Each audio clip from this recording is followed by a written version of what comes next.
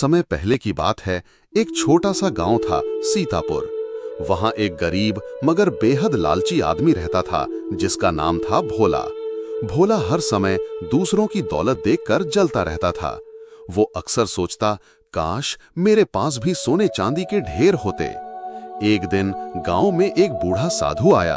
उसने गांव वालों को बताया कि पास के जंगल में एक रहस्यमयी जगह है, सोना चूरा, जहां एक सोने का पेड़ है।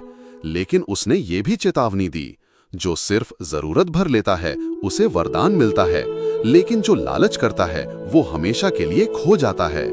भोला ने साधु की बात को अनसुना कर दिया। उसी रात वो चुपचाप सोना चूरा जंगल में चला गया।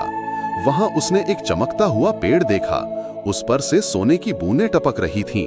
भोला पहले कुछ बूंदें बोरी में भरता है।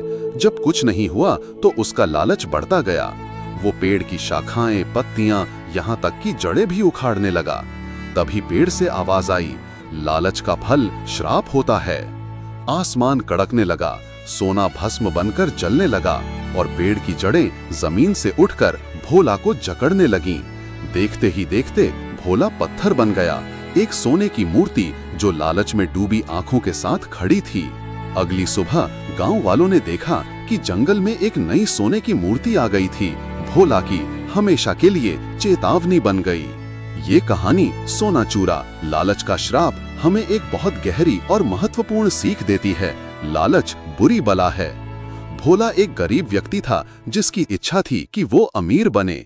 जब उसे सोने के पेड़ की जानकारी मिली, उसने चेतावनी को नजरअंदाज कर अपने लालच के पीछे भागना शुरू कर दिया।